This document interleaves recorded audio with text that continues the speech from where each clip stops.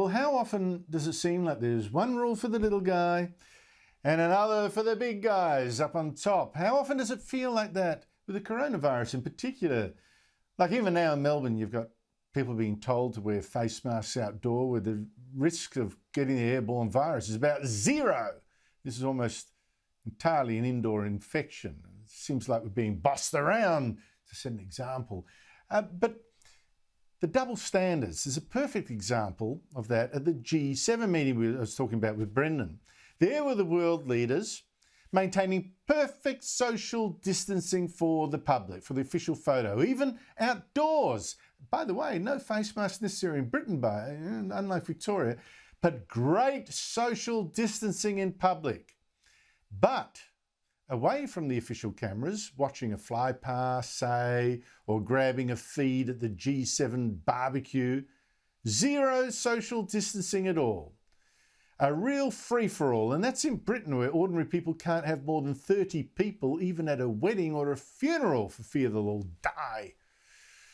Joining me on Trending Now is Daisy Cousens, a YouTube star with her own video channel. Go check it out. Daisy Cousens, one of those barbecue pictures, the fuzzy one, that went viral on Twitter, and I doubt that was because people were happy.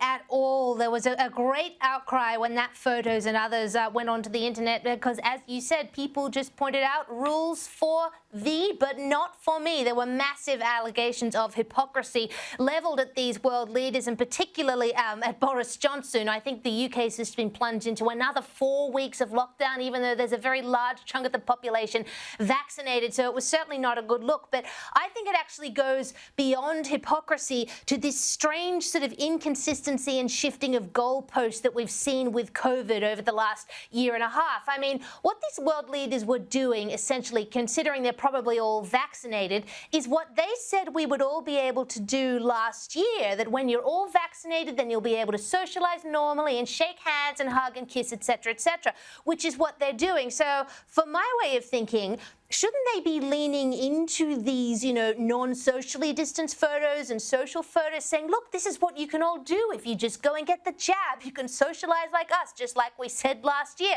But instead, they've staged these really awkward, kind of bulky, socially distanced, weird elbow-bumping photos on top of letting a whole lot of non-socially distanced photos spew onto the internet. I mean, my God, Andrew, whatever they're trying to achieve with this, it's not working. And to be perfectly honest, I think they should all sack their PR teams because nothing about this has made them look good or consistent or competent.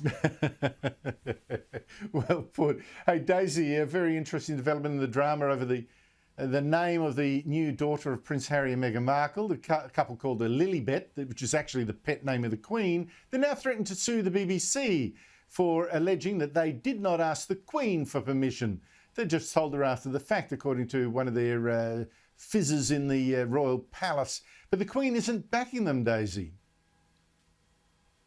Yes, this is an interesting development, isn't it? I really raise my eyebrows here because, the hypothesis going around is that if the Queen were happy with Harry, with everything, then she'd be coming out and saying, no, the BBC got it wrong. Yes, they did ask me. I was very happy for them to name the baby Lilibet. But of course, she hasn't done that. So there's speculation that perhaps there's a rift there that's deepening or that she's particularly unhappy. The media's sort of going gaga over it. But really, I think this is just the Queen exercising her far superior wisdom to anyone, which is that the best way to deal with the media, according to the royal mantra, is don't complain, don't explain. So unlike the Sussexes, who are making a giant fuss and signal boosting themselves, nope, she's waiting for the story to die down with quiet dignity like she always does, and I really do commend her for it. She's fabulous.